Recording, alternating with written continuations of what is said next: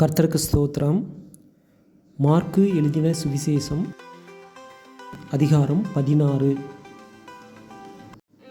ஓய்வு நாளான பின்பு மகதலேனா மரியாளும் யாக்கோபின் தாயாகிய மரியாளும் சலோமே என்பவளும் அவருக்கு சுகந்த வர்க்கமிடும்படி அவைகளை வாங்கி கொண்டு வாரத்தின் முதலாம் நாள் அதிகாலையிலே சூரியன் உதயமாகிற போது கல்லறையினிடத்தில் வந்து,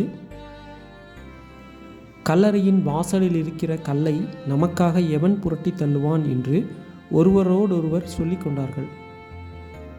அந்த கல் மிகவும் பெரிதாயிருந்தது.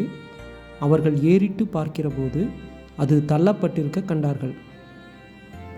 அவர்கள் கல்லறைக்குள் பிரவேசித்து வெள்ளை அங்கி தரித்தவனாய் வலது பக்கத்தில் உட்கார்ந்திருந்த ஒரு வாலிபனை கண்டு பயந்தார்கள்.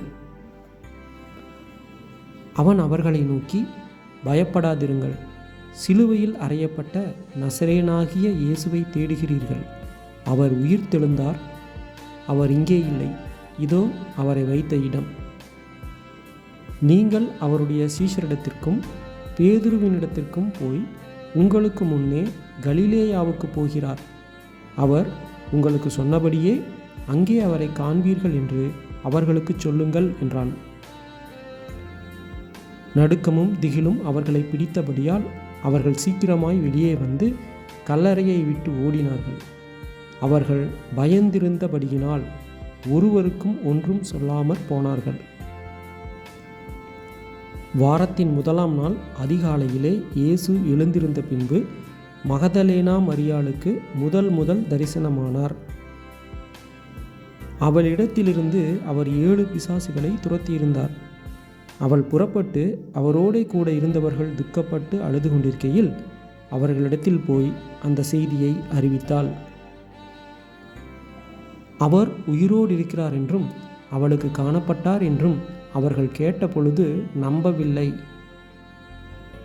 அதன் பின்பு அவர்களில் 2 பேர் ஒரு கிராமத்துக்கு நடந்து போகிற பொழுது அவர்களுக்கு மறுரூபமாய் தரிசனமானார். அவர்களும் போய் அதை மற்றவர்களுக்கு அறிவித்தார்கள். அவர்களையும் அவர்கள் நம்பவில்லை. அதன் பின்பு 11 போஜன பந்தி இருக்கையில் அவர்களுக்கு அவர் தரிசனமாகி, உயிர்த்தெழுந்திருந்த தம்மை கண்டவர்களை அவர்கள் நம்பாமற் போனது நிமித்தம் அவர்களுடைய அவிசுவாசத்தை குறித்தும் இருதய கடினத்தை குறித்தும் அவர்களை கடிந்து கொண்டார். பின்பு அவர் அவர்களை நோக்கி, நீங்கள் உலகமெங்கும் போய் சர்வ சிருஷ்டிக்கும் சுவிசேஷத்தை பிரசங்கியுங்கள்.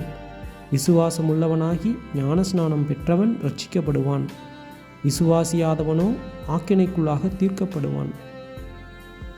விசுவாசிக்கிறவர்களால் நடக்கும் அடையாளங்களாவன: என் நாமத்தினாலே பிசாசுகளை துரத்துவார்கள், நவமான பாஷைகளை பேசுவார்கள், சர்ப்பங்களை எடுப்பார்கள், சாவுக்கேதுவான யாதொன்றை குடித்தாலும் அது அவர்களை சேதப்படுத்தாது, வியாதியஸ்தர் மேல் கைகளை வைப்பார்கள், அப்பொழுது அவர்கள் சொஸ்தமாவார்கள் என்றார். இவ்விதமாய் கர்த்தர் அவர்களுடனே பேசின பின்பு பரலோகத்துக்கு எடுத்துக்கொள்ளப்பட்டு தேவனுடைய வலது பாரிசத்தில் உட்கார்ந்தார். அவர்கள் புறப்பட்டு போய் எங்கும் பிரசங்கம் பண்ணினார்கள். கர்த்தர் அவர்களுடனே கூட கிரியையை நடப்பித்து அவர்களால் நடந்த அடையாளங்களினாலே வசனத்தை உறுதிப்படுத்தினார். ஆமேன்.